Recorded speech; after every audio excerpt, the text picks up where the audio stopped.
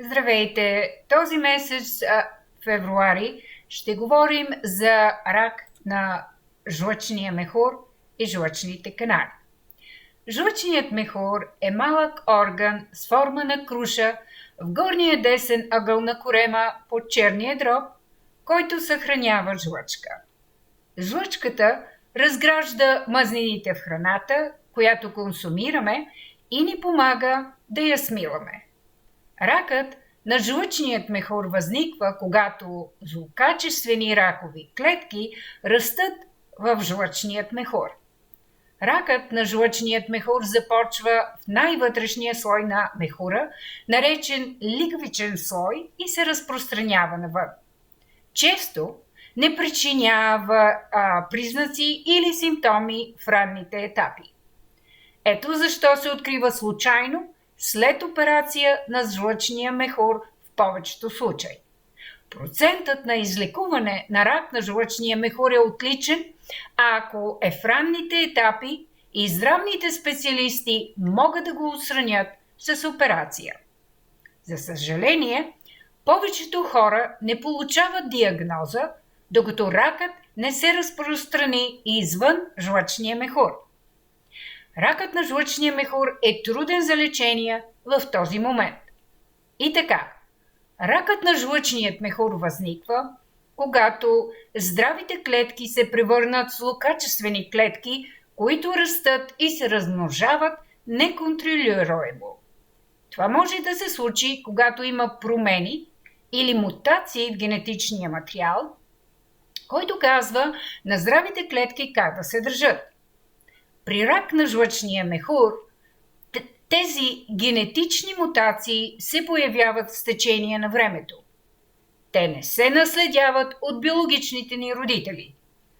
Учените не знаят какво кара клетките да се превърнат в ракови, но те са идентифицирали няколко фактора, които могат да увеличат риска.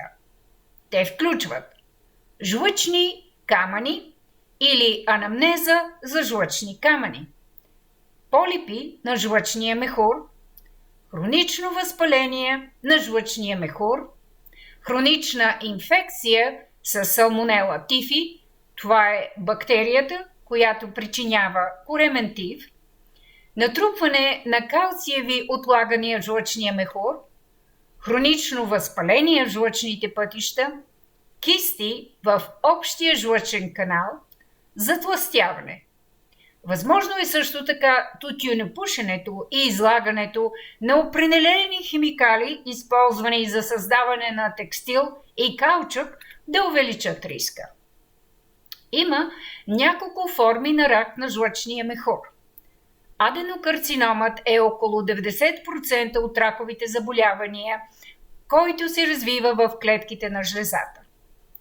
По-редките видове рак на жлъчния мехур включват сарком, дребноклетъчен карцином, аденосквамозен карцином, рак, който засяга два вида клетки, плостоклетъчни клетки, които покриват органите, и жлезоподобни клетки.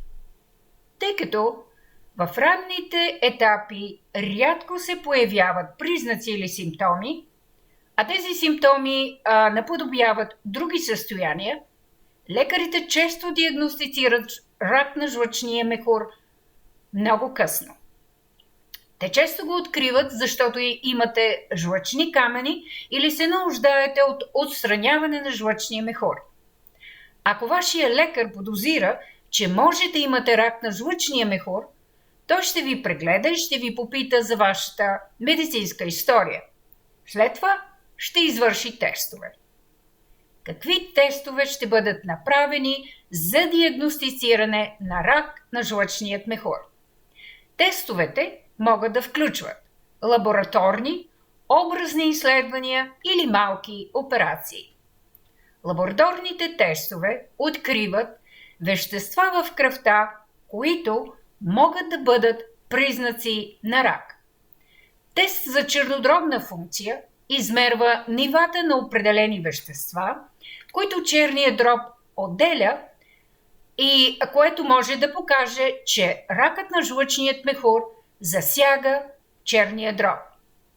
Анализ на два вида антигени, карциноембрионния антиген, това е туморен маркер, отделен както от здрави, така и от ракови клетки. Високите нива може да са признак на рак на жлъчният мехур. Другият туморен маркер е CA19-9. Високите нива могат да показват рак на жлъчният мехур или панкреаса. Какви образни изследвания могат да бъдат направени? Образните изследвания позволяват на здравните специалисти да търсят рак и признаци на разпространение на рака. Абдоминалният ултразвук, този на корема, е образен тест, който използва звукови вълни за създаване на снимки на органите в корема. Може да има нужда от допълнителни образни процедури, като компютърна томография или магнитен резонанс, ако ултразвукът открие маса, която може да е рак на жлъчният мехур. Компютърната томография е вид рентгенова снимка, която прави подробни изображения на вътрешните органи. Ядрено-магнитният резонанс е образен тест, който използва магнит, радиовълни и компютър за създаване на снимки на вътрешността на тялото. Ендоскопския ултразвук. Ултразвук, който използва тръбовиден инструмент, наречен ендоскоп, за създаване на снимки на храносмилателния канал. Ендоскопска ретроградна холангиопанкреография. Рентгенова процедура, която прави снимки на жлъчните пътища. Ракът на жлъчният мехур може да доведе до стесняване на тези пътища. Какви са симптомите на рак на жлъчният мехур? Ракът на жлъчният мехур е труден за откриване, защото симптомите не се появяват в ранни стадии, както отбелязахме. Когато се появят симптоми, те са подобни на по-често срещани състояния, като жлъчни камъни или запушване на жлъчните канали. Симптомите включват болка в горната част на корема, пожълтяла кожа и пожълтяло бяло на очите, бучки в корема, необяснима загуба на тегло, гадене, повръщане, подуване на корема или треска. Бъдете осведомени и потърсете лекар, ако имате такива оплаквания. Благодаря ви, до скоро, до следващия път.